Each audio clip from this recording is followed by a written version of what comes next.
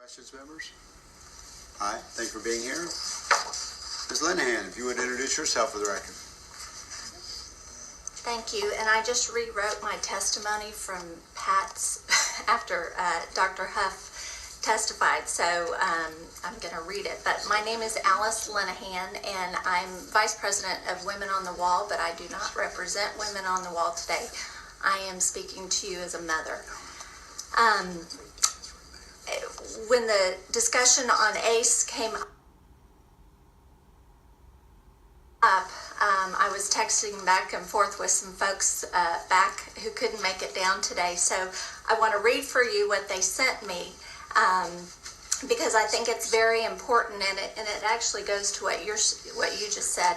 When you base everything on an invalid accountability system, you can skew the data and manipulate it to the outcome you want. Merit pay turns teachers into the Hunger Games. They will kill each other over the win. That's what Dallas TEI model looks like. The blatant model is a drill and kill school. They drilled the kids in math so hard they could beat Highland Park. It was all a setup. The teachers are leaving the ACE campuses after the 3-year stipend is up at Dallas to go to Richardson ISD. They are chasing the money.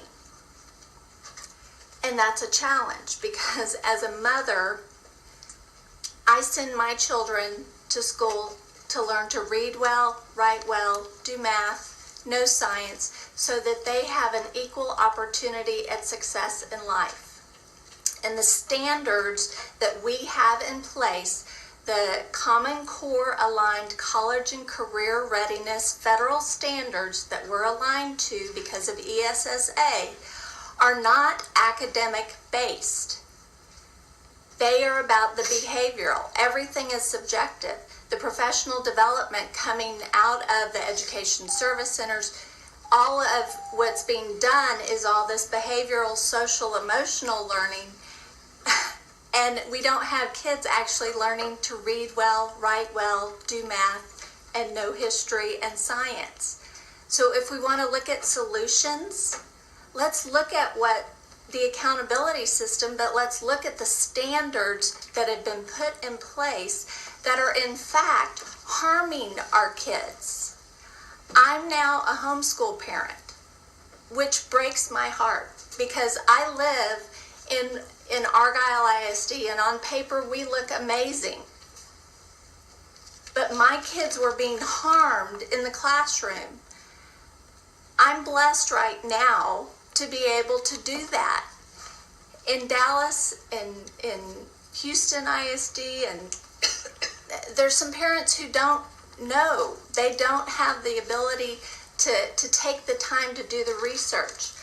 I've actually, and I'll hand this, if we can hand this to each of you, I've been working with a group of parents to look at, actually, we're looking at Education Code, Chapter 32, the data privacy, and what needs to be put in place, because I do not give consent for my children's data to be collected without my consent. Because if FERPA was gutted in 2012, all of these technology companies, all of these people who are profiting and see our kids in the classroom as investment vehicles,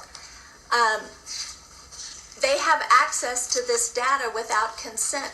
We need to change the Texas Education Code, and in yellow I have highlighted what needs to be added to protect the privacy of our children in the classroom.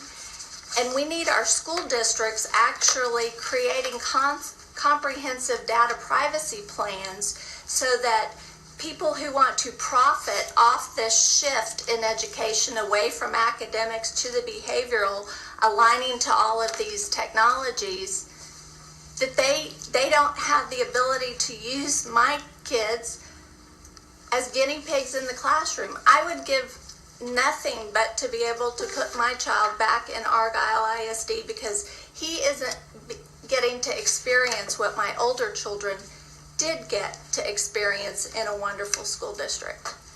but I can't allow him to be used as a guinea pig in the classroom and seen as an investment vehicle for people who see our education system as a profit center.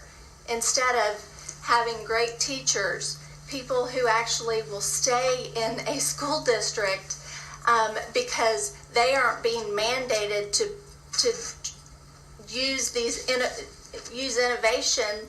That innovation is experimentation. All of what you're talking about, none of this has been piloted and proven successful. Actually, if you go back to the 1960s when a lot of us were in the classroom, we went to public schools. We did pretty darn good.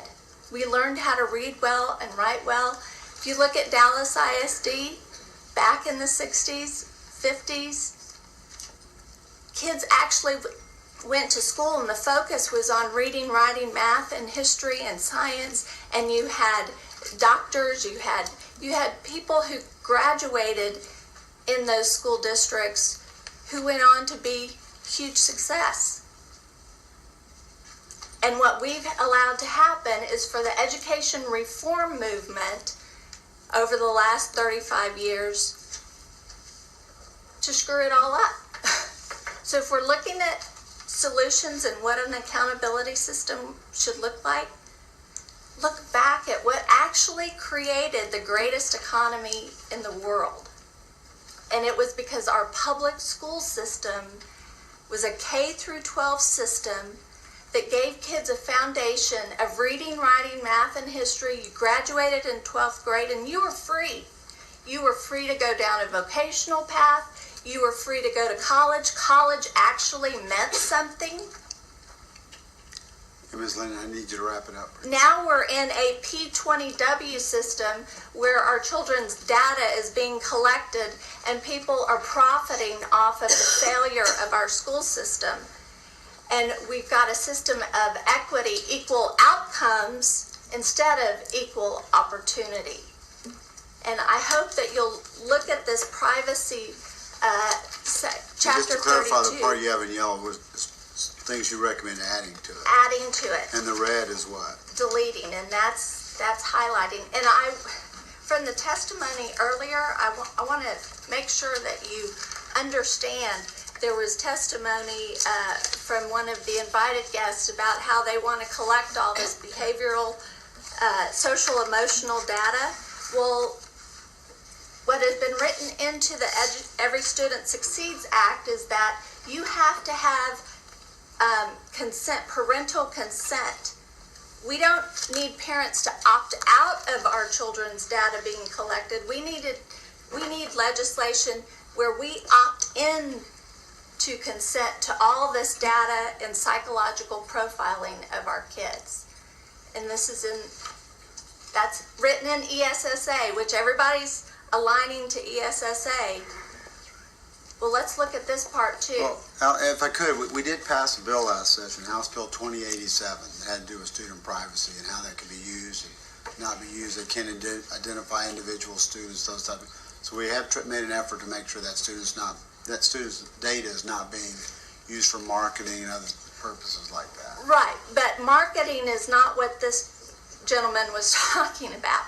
And so when you're talking about interoperability, and we now have, because the longitudinal databases were set up with No Child Left Behind in 2001, and then in 2009 you had the stimulus package, so all 50 states got federal dollars to upgrade that database system.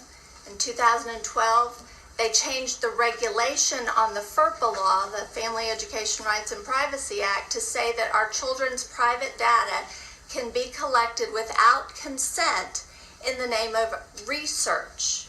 But it can't be individually identifiable. Well, when everything's interoperable, you sure can. Well, there's a law against it, so if they do that, they're breaking the law. Well, these kind of systems. That's all we can do. These kind of systems that are being proposed to you to make all of this data interoperable it's a violation of privacy.